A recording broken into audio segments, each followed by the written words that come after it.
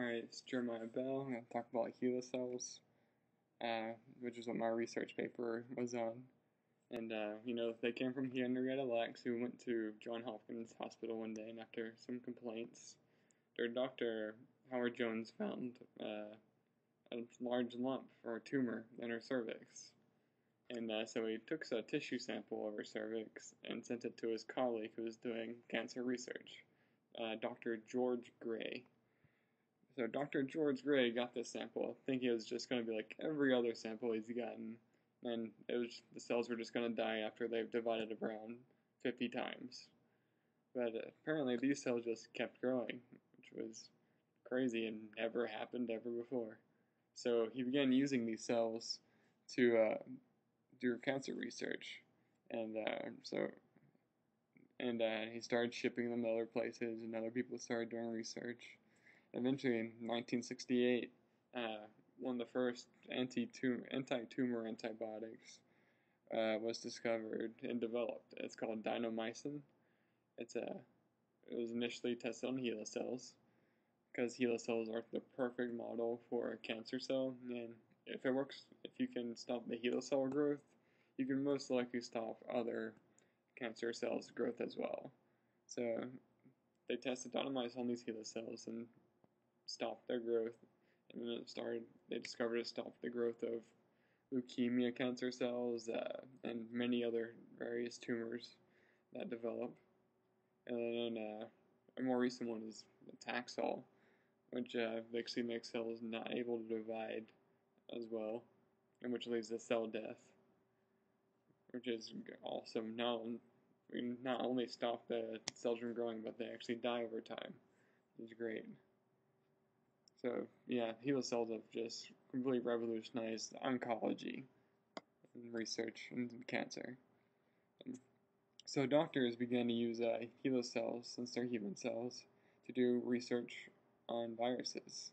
So, basically, HeLa cells, before doctors like Dr. Salk, who was doing the polio vaccine, he would literally just inject patients with whatever he wanted, and without telling them, and just to test vaccines or something like that. And they would often develop infections, just so we could learn more, and it was highly unethical, basically. And but now these HeLa cells are around, and you don't have to do that to people anymore. And so he must inject as many cells as he wants and test as many vaccines as he wants. And eventually one works, which is how he developed the polio vaccine. And so this ability to infect cells with viruses allowed the development of virology, because people could now actually study viruses in a lab setting, since they could actually grow them in cells, which is pretty cool. Let's see, another field they greatly affected was chimerism, which is like basically combining two different species cells. Done with mouse cells by Henry Harris and John Watkins. They also did it with also got a chicken cell that was incapable of dividing, and combined it with the HeLa cells, and suddenly it was able to divide again. It was pretty revolutionary, and this led to the idea of gene therapy. Or what other ways can we alter genes? Can we alter bad genes to make them good genes again? So this led to them doing tests and figuring out ways to do this. One of the first way was doing a bone marrow transplant, basically, and it was first approved by the FDA for treating patients with severe combined immunodeficiency disorder, also called bubble boy disease, and it cures them, and instead of dying after a year of living, they live a normal life, which is awesome. And also another gene therapy treatment called alipotipovarvec uses a virus basically to insert a gene into a human's or the patient's cells. And specifically this gene for this treatment creates an enzyme basically that breaks down fat cells in the blood. So it allows patients to basically not have sludgy blood, which can lead to death very quickly.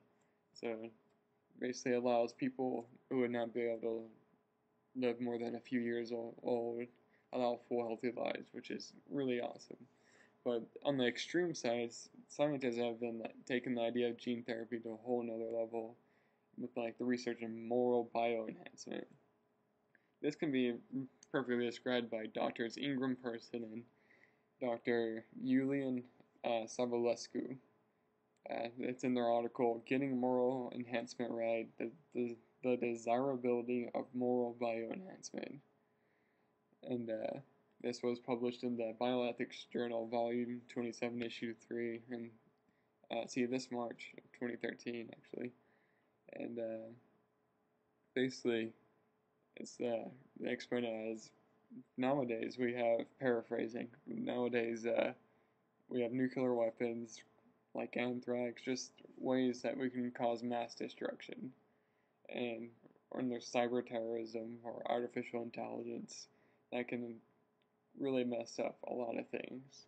So for this reason, they want to basically make it so people will not use these things for evil via changing their biochemistry or their brain chemistry or genes and make them more moral beings so they will not nuke a country or something. Which is a really crazy idea, because if this was used for evil, obviously you would have the exact opposite effect. And it's just a really terrifying idea. See, also HeLa Cells have developed the stem cells, which of course are very important, or help with cloning techniques, which is basically the development of ways to create organs is the ultimate goal.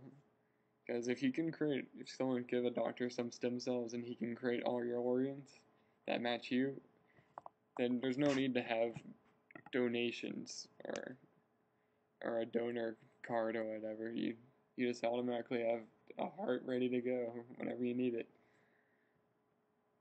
So that would just be really awesome. One problem with the HeLa cells is they grow too well, and they often affect other things around them, other cultures. This became a huge problem, and still a problem today. In fact, 10 to 20% of human in vitro cell lines are contaminated by HeLa cells, which is kind of ridiculous. See, but this kind of led to different ways to identify cells. One was like led to basically research on like ways that we can help separate cells from each other or identify them from each other. So it actually kind of turned out to be a bad good thing in that situation. But yeah, that was HeLa cells, and see, some of the difficulties I had for this paper was choosing something specific to talk about. I finally figured out HeLa cells would be pretty interesting for me to write about. And let's see, other difficulties this semester, balancing job and class got kind of hard sometimes, and also let's see something I learned. I learned how to identify different types of rhetoric, I guess you could say, and also better ways to find sources, for good sources, which is, I don't know, if I ever want to like look up some medical journals, I know where to go now. It's kind of nice. Alright, well, thanks for the good semester, and hope you have a good summer.